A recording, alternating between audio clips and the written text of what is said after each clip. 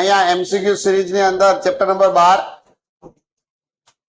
આપણે એમસીક્યુ જોવાના છે 30 એમસીક્યુ જોવાના છે 10 મિનિટ ની અંદર 30 એમસીક્યુ કરવાના છે પછી એક દ્રવ બ્રોગલી તરંગ લંબાઈ બાકી છે એ જોવાનું છે કાલના બે દાખલા બાકી છે એ જોવાના છે જોઈએ આલ્ફા કણ કરતા સોનાના કણનું ન્યુક્લિયસ લગભગ ખાલી જગ્યા ગણું ભારે છે કેવી રીતે 50 ગણું ભારે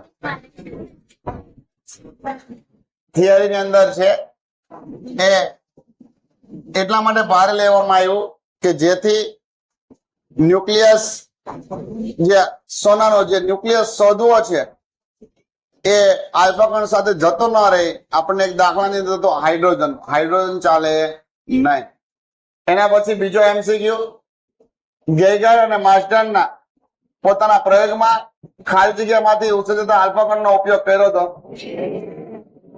મારી પાસે 83214 અને 5.5 મેગા ઇલેક્ટ્રોન વોલ્ટ ધરાવતા વિકિરણનો એને ઉપયોગ કર્યો હતો આ બીજો એમસીક્યુ આ ત્રીજો રુદ્રફોર્ડ આલ્ફા કણના પ્રકરણના પ્રયોગમાં ઇમ્પેક્ટ પેરામીટરનું મૂલ્ય 0 હોય ત્યારે પ્રકીર્ણન કોણ કેટલો હોય 180 જેને શું કહેવાય હેડ ઓન અથડામણ અથવા તો સન્મુખ તમને હેડ ઓન પૂછે અથવા તો સન્મુખ પૂછે સન્મુખ અથડામણ પૂછે તો પણ જવાબ આને આ જ આવશે ધ્યાન રાખજો કઈ થતું નથી ને ચલો આગળ હાઇડ્રોજન તો કેમેરા ના આવું ને હાઇડ્રોજન તું પાછળ જતી રહે ને બેટા ત્યાંથી તું આવી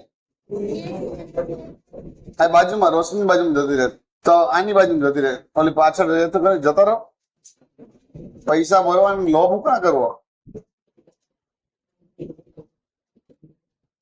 ચલો હાઇડ્રોજન પરમાણુમાં ઇલેક્ટ્રોનની સ્થિતિ ઉર્જા U બરાબર -e²/4πε0 r હતું તો ગતિ ઉર્જા કેટલી હોય આના કરતા અડધી પણ કેવી હોય પ્લસ -u/2 પણ કેવી હોય પ્લસ તો પેલા તો માઇનસ વાળા ઓપ્શન તો નીકળી જાય આ ઓપ્શન તો આપણને ના આવે આપણને નીકળી જાય તો ઓપ્શન નંબર આવશે 2 કમ્પ્લીટ કેટલું સૂત્ર આવશે મારી પાસે -e²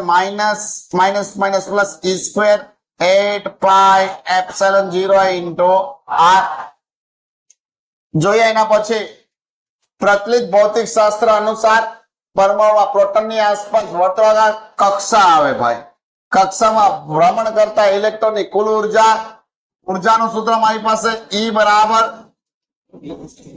બરાબર -ke²/2r હતું કક્ષામાં ઇલેક્ટ્રોન પરિભ્રમણ કરે ને તો એની ઉર્જા એટલી હતી પેલા તો પ્લસ ઓપ્શન અબકડ આ બંને તો પ્લસ છે આ બંને તો આવશે નહીં તો મારી પાસે કયો આવશે એ આવશે એ તમારો સાચો જવાબ એના પછી અરે વાહ અહીંયા જો હાઇડ્રોજન પરમાણુમાં રહેલા ઇલેક્ટ્રોનની ઉર્જા -ke²/r હોય તો ગતિ ઉર્જા કેટલી હોય એના કરતા અડધી પણ કેવી હશે પ્લસ આ માઇનસ વાળા ઓપ્શન તો જતા રહ્યા કેન્સલ 50-50 માંથી બંને એક સરખા છે જુઓ કે અલગ અલગ છે તો બંને ઓપ્શન સાચા સી અને ડી અહીંયા ખાલી આર આવતો હશે એટલા માટે એના પછી હાઇડ્રોજન પરમાણુમાં કોઈ બોહર કક્ષામાં રહેલ ઇલેક્ટ્રોનની ગતિ ઉર્જા અને સ્થિતિ ઉર્જાના ગુણોત્તર ગતિ ઉર્જા અને સ્થિતિ ઉર્જાનો ગુણોત્તર કેટલી હોય મારી પાસે 1/2 હોય ને 1/2 આપણી પાસે આવું સૂત્ર હતું કે બરાબર -u/2 હતો આ માઇનસ ગુણોત્તર માઇનસ છે એટલે માઇનસ લેવો પડશે કે બરાબર -u/2 હતું ને ગતિ ઉર્જા સ્થિતિ ઉર્જા કરતા અડધી હોય તો આ u ને છેદમાં લઈ આવો k ના છેદમાં u બરાબર કેટલા થાય -1/2 કમ્પ્લીટ શૈલેષ ચલો હાઇડ્રોજન પરમાણુમાં બોહર કક્ષામાં એક ઇલેક્ટ્રોનની ગતિ ઉર્જા અને કુલ ઉર્જાનો ગુણોત્તર, જેટલી ગતિ ઉર્જા હોય ને એટલી જ ટોટલ ઉર્જા હોય, પણ કેવી હોય? માઇનસ. તો K/E બરાબર કેટલા થાય? -1. તો -1 કયો જવાબ આવશે? ડી. 1/-1. કદાચ સાહેબ આમ લખ્યું હોય તો -1/1 લખ્યું હોય તો જવાબ સાચો જ છે.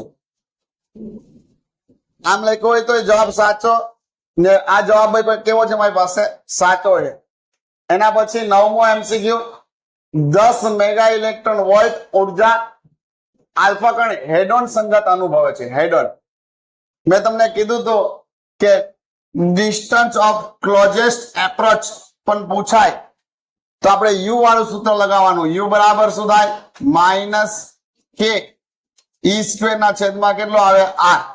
ત્યાં ગતિ ઉર્જા 0 હોય તો અહીંયા આલ્ફા કણ કીધો છે, આલ્ફા કણનો 2 અને જો 10 મેગા ઇલેક્ટ્રોન વોલ્ટ વાળા Z બરાબર 50 તો 2 ગુણ્યા અહીંયા 50 લખવા પડે. આનું સૂત્ર હકીકતમાં આવું થાય -k Z1e અને Z2e થાય. આપણે આલ્ફા કણ એટલે 2 લેતા સોનાનો વર્ગ હતો એટલે કેટલા લેતા? 79. પણ એની જગ્યાએ મને આપ્યા છે, મેં ડાયરેક્ટ અહીંયા લખ્યું છે. અહીંયા કિંમત મૂકો. યુ કેટલો આપ્યું છે મારી પાસે? 10.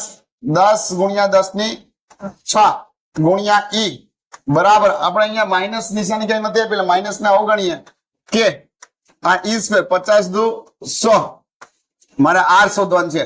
આ e કેન્સલ તો r બરાબર કેટલા થાય? આ 0 0 પણ કેન્સલ તો મારી પાસે 9 ગુણ્યા 10⁹ અને 1.6 ગુણ્યા 10⁻19 અને 10⁶ છેદમાં જાય તો ઉપર જાય તો કેટલી થશે? 10⁻, આ 10 ગુણ્યા 10⁻6 થાય. જુઓ તો 16 9 144 14.4 ગુણ્યા 10 આ કેટલી થશે મારી પાસે? 10 -16 ઘાત થાય, -15 થશે. આ 10 ગણાઈ જશે ને, -15 થાય એટલે મારી પાસે 1.44 ગુણ્યા 10⁻14 ઘાત આવે. Done, complete. ચલો આગે. કે જેટલી ગતિ ઉર્જા ધરાવતા આલ્ફા કણ માટે ન્યુક્લિયસના કેન્દ્રથી લઘુત્તમ અંતર r0 મળે. લઘુત્તમ અંતર મને r0 મળે. લઘુત્તમ અંતર એટલે distance of closest approach closest distance મને એટલું મળે. જો 2k જેટલી ગતિ ઉર્જા ધરાવતા આલ્ફા કણ આપાત કરવામાં આવે તો આ અંતર કેટલું હશે? જો ગુચકેટ છે, ગુચકેટ 2015 ની અંદર પૂછાયેલો. અહીંયા ગતિ ઉર્જા એ અંતરના વ્યસ્ત પ્રમાણમાં હોય. ગતિ ઉર્જા વધુ એમ અંતર ઓછું, એની નજીક ખૂબ નજીક જઈ શકે. એટલે કેટલું નજીકતમ જઈ શકે? મારી પાસે ગતિ ઉર્જા k હતી ત્યારે મને r0 મળ્યું. હવે ગતિ ઉર્જા હું 2k કરું ત્યારે મને કેટલું મળે? r'. મારે r' શોધવું છે. આ બંનેનો ગુણોત્તર લઉં. k ના છેદમાં 2k અને 1/r0 ના છેદમાં 1/r'. તો શું થાય? r' ના છેદમાં r0. આ k કેન્સલ તો r' બરાબર શું થશે? r0 ના છેદમાં કેટલા થશે મારી પાસે? 2 થાય. શું થાય? 2. મારી પાસે r0 ના છેદમાં કેટલો જવાબ આવશે? 2 જવાબ આવે. ગતિ ઉર્જાનું સૂત્ર આપણી પાસે છે. અંતરના સંદર્ભમાં ગતિ ઉર્જા શું થાય? ગતિ ઉર્જાનું સૂત્ર કોઈને ખબર? સ્થિતિ ઉર્જાનું સૂત્ર આપણને ખબર છે. 1 ચલે છે શું થાય? E ચલે છે 1/r. તો ગતિ ઉર્જા પણ શું થાય? E ચલે છે 1/r. k ચલે છે 1/r. ચલો, નીટ 2009 ની અંદર પ્રશ્ન પૂછાયેલો, જબરજસ્ત પ્રશ્ન છે. મસ્ત પ્રશ્ન છે. રુથરફોર્ડ, અહીંયા રધરફોર્ડ ના, ક્યારેક રધરફોર્ડ પણ કહે છે. રુથરફોર્ડ ના પ્રયોગની અંદર Z1 વિદ્યુત ભાર અને M1 દળ ધરાવતા પ્રક્ષેપક કોણ એટલે આલ્ફા કણને જે આપણે આપાત કરતા હતા ને એને પ્રક્ષેપક કોણ કહેવાય. અહીંયા જે આપણે આલ્ફા કણને લીધો હતો ને એને પ્રક્ષેપક કોણ કહેવાય. Z2 વિદ્યુત ભારિત અને M2 દળવાળા ટાર્ગેટ ન્યુક્લિયસ, ટાર્ગેટ જે સોનાની ગોળખ હતી ને એને ટાર્ગેટ કહેવાય. Target ready. તો એને ટાર્ગેટ સુધી પહોંચવાનું અંતર તો પ્રક્ષેપક કણની ઉર્જા, મારી પાસે ઉર્જાનું સૂત્ર આવું હતું, E બરાબર K Q1 Q2 ના છેદમાં શું હતું મારી પાસે 2R હતું માઇનસ. પ્રક્ષેપક કણની ઉર્જાનું સૂત્ર મારી પાસે આ હતું. મારી પાસે ગતિ ઉર્જા લાવ તો પ્લસ લેવાનું, તો અહીંયા K, અહીંયા Z1E ઇન્ટુ શું થાય Z2E થાય, છેદમાં શું થાય મારી પાસે 2R. તો E ચાલે છે શું થાય Z1 ઇન્ટુ શું થાય Z2. અહીંયા કોઈ દળ ભાગ ભજવતો નથી, અહીંયા ઉર્જામાં આપણને કઈ દળ આવતું નથી, તો શું આવશે Z1 અને Z2 ના સમપ્રમાણમાં હોય છે. કમ્પ્લીટ. 2009 નીટ ની અંદર પ્રશ્ન પૂછાયેલો. આ બધા સ્કોરિંગ ચેપ્ટર છે. બીજો ભાગ 10, 11, 12, 13, 14 બધા સ્કોરિંગ, ક્યાંય એટલું બધું ડિફિકલ્ટ આવતું નથી. ડિફિકલ્ટ 1 થી 4 ચેપ્ટર માં જ છે, 5, 6, 7, 8 માં નથી. 1 થી 4 ચેપ્ટર થઈ ગયા. આ બધા સ્કોરિંગ ચેપ્ટર ને બાળકો આ ઓછા કરતા હોય. આ ચેપ્ટર શું થાય ખબર, અને રિવિઝન નો ટાઈમ આ ચેપ્ટર ને બહુ ઓછો મળે બાળકોને. રિવિઝન નો ટાઈમ ઓછો મળે એટલે પરીક્ષાની અંદર જે આ સેલા છે ને એ જ ચેપ્ટર બાળકોને નથી આવડતા. મોટા ભાગના જે હોશિયાર બાળકો છે આમાં ભૂલ ઓછી કરે, સોરી આમાં ભૂલ વધારે કરે. ઓલું પેલું ચેપ્ટર ચાલ્યું તો પેલા ચેપ્ટર ની કેટલી બધી ટેસ્ટ લેવાઈ ગઈ હોય, એ તમારે રગે રગમાં આવી ગયું હોય. આ ચેપ્ટર તમે 1-2 વખત ટેસ્ટ આપશો, ઘણી વધારાની ટેસ્ટ તમે નહીં આપી શકો. એટલે શું થાય કે આ ચેપ્ટર એટલું બધું કમ્પ્લીટ થાય નહીં. પણ આ ચેપ્ટર બધા સ્કોરિંગ ચેપ્ટર છે, બહુ ઇઝી ચેપ્ટર છે. એના પછી 1/2 mv² ઉર્જા નીટ 2010 ની અંદર પૂછેલો પ્રશ્ન. 1/2 mv² ઉર્જા ધરાવતા ન્યુક્લિયસ નો Ze વિદ્યુતભાર ધરાવતા ભારે ટાર્ગેટ પર મારો ચલાવવામાં આવ્યો છે. આલ્ફા ન્યુક્લિયસ માટે લઘુત્તમ અંતર ના ખાલી જગ્યા સમપ્રમાણમાં હોય. લઘુત્તમ અંતર કીધું છે.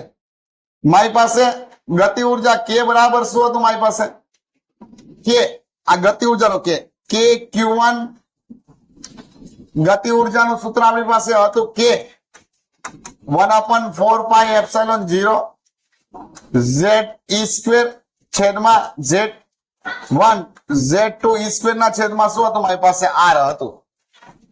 હવે મારી પાસે અહીંયા R છે ને એ કોના સમપ્રમાણમાં છે, કોના સમપ્રમાણમાં છે? અહીંયા જો મારે ક્લોઝેસ્ટ ડિસ્ટન્સ શોધવું છે R, આ Z1 Z2E² ના છેદમાં 4πε0 ઇન્ટુ K આવે ગતિ ઉર્જા K. મારી પાસે આ પેલું ZE આપ્યું 1/ZE. 1/ZE તો ખોટું છે, આ ZE ના સમપ્રમાણમાં છે. જો 1 ZE ના કેવા છે સમપ્રમાણમાં છે, ખોટું. આ V² ના સમપ્રમાણ, V² પણ ખોટું. જો V² ના 1/2 mv² અહીંયા તમે કિંમત મૂકો તો છેદમાં આવે, એ પણ ખોટું. દળના વ્યસ્ત પ્રમાણ, દળના વ્યસ્ત પ્રમાણ જો તો mv² મૂકો તો R ચલે છે શું થાય, R ચલે છે આ mv² એટલે m થાય દળના વ્યસ્ત પ્રમાણ. આ તમારો ઓપ્શન સાચો પડે. અહીંયા તમે mv² મૂકો તો v ના સ્ક્વેર ના અહીંયા 4 ના આવે, તો આ ઓપ્શન પણ કેવો થશે તમારો ખોટો. તમારો ઓપ્શન કેવો આવશે સાચો, સી આવે તમારો ઓપ્શન. કમ્પ્લીટ. ચલો એના પછી બે ન્યુક્લિયસ અનુક્રમે R અને 4R ત્રિજ્યા ધરાવતી કક્ષકમાં ન્યુક્લિયસની આસપાસ પરિભ્રમણ કરે છે. બે ઇલેક્ટ્રોનની વાત છે. તેમના પરિભ્રમણ માટે લાગતા સમયનો ગુણોત્તર મારે શોધવો છે. સમયનો ગુણોત્તર. તમને આવતકાળનો સંબંધ ખબર હોવી જોઈએ. આવતકાળ એ n ઘનના સમપ્રમાણમાં હતું. આવતકાળ સૂત્ર યાદ, આખું મોટું બધું સૂત્ર તમને મેળવવાનું કીધું હતું. રેડી? ત્યાં તો અત્યારમાં બધા સૂત્ર મેળવી નાખ્યા, તમારે હમણાં આના પછીના લેક્ચરમાં મેળવવાનું થશે. મારી પાસે કઈ કક્ષા R કક્ષા હોય ત્યારે T1 ચલે છે શું થાય, R નો ઘન થાય. R કક્ષા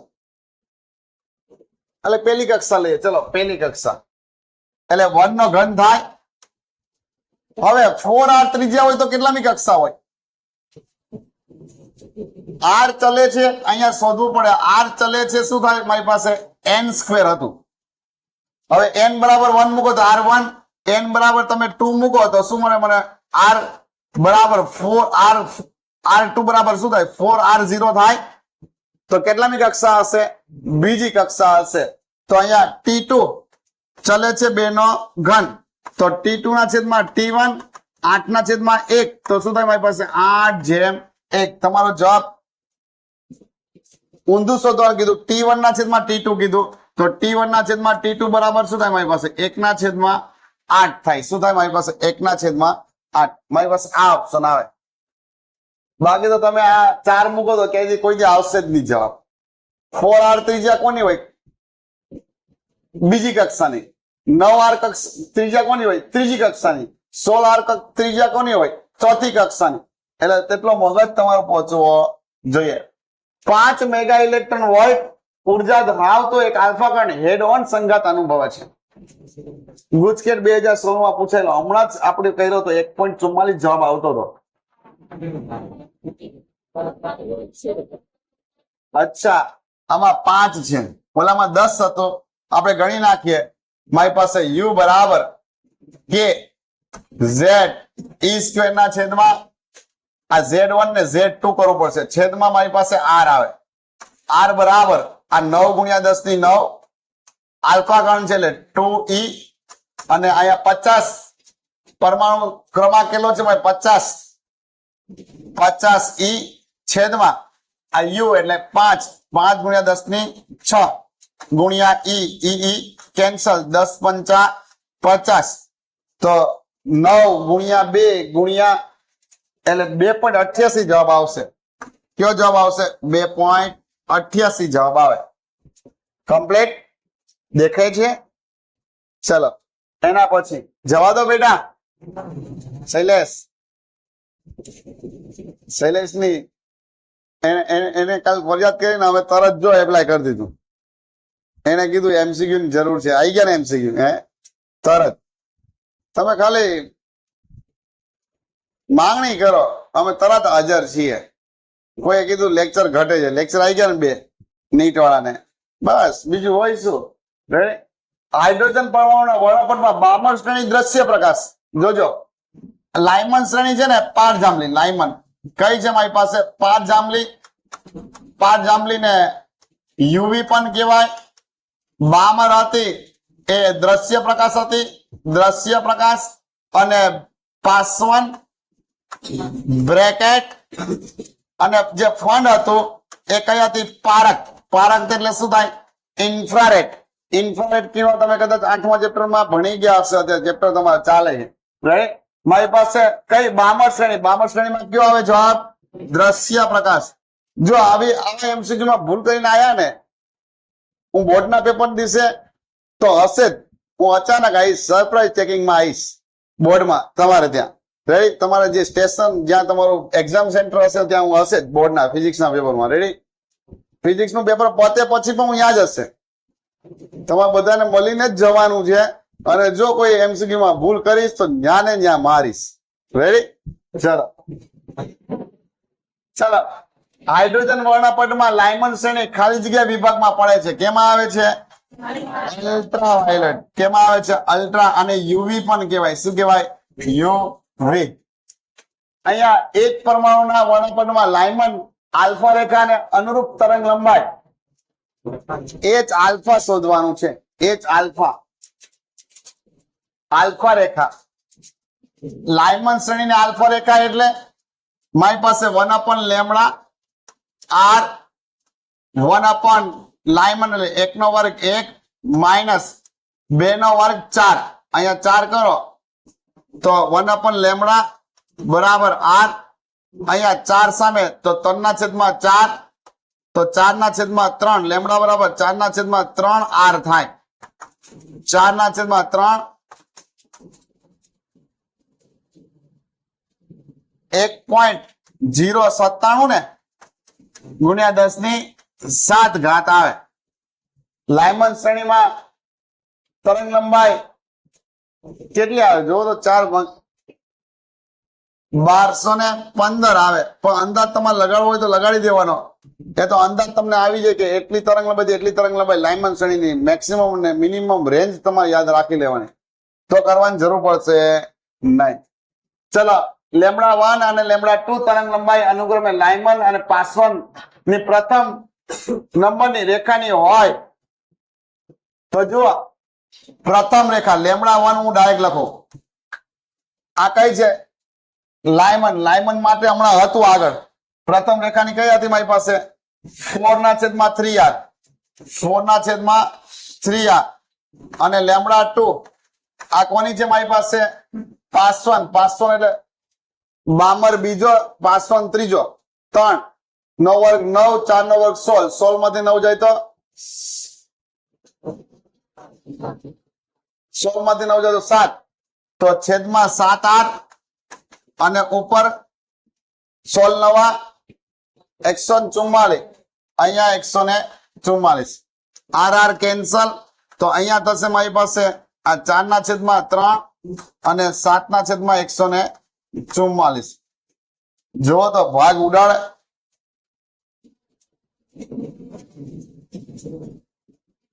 144 ને 4 વડે ભંગાશે. 36 ચોક. 36 ચોક. તો 7/35 તેરી 105. 36 તેરી 108. તો 7/100 ને હા આવે.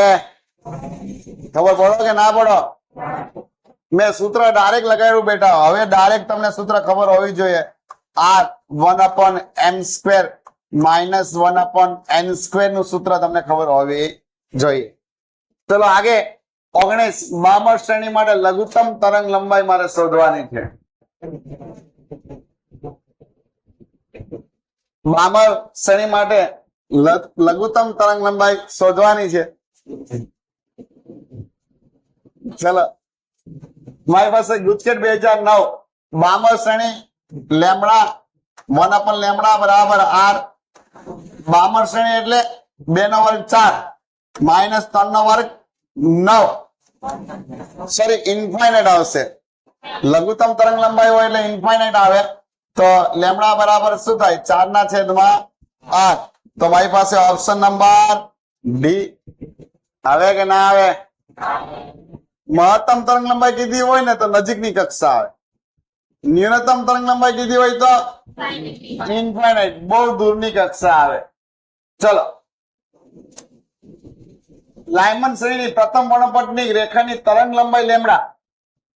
તો બામર શ્રેણીની પ્રથમ તરંગ લંબાઈ લેમ્ડાના સંદર્ભમાં લખવાનું છે. લાયમન ની હમણાં આપણે જોઈ ગયા હતા.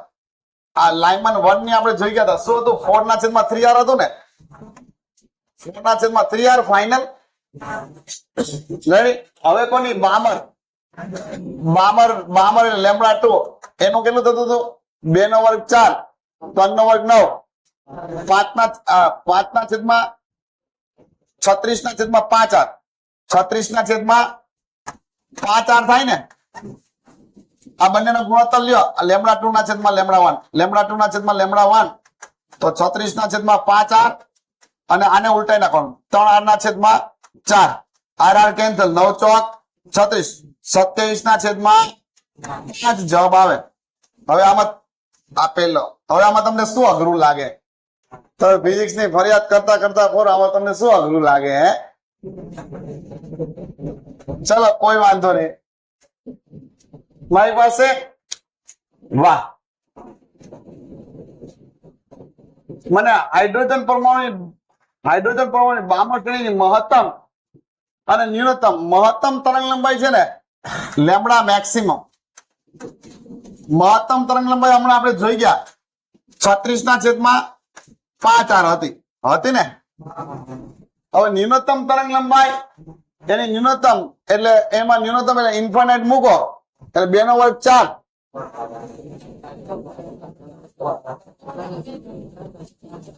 4/r થાય ને.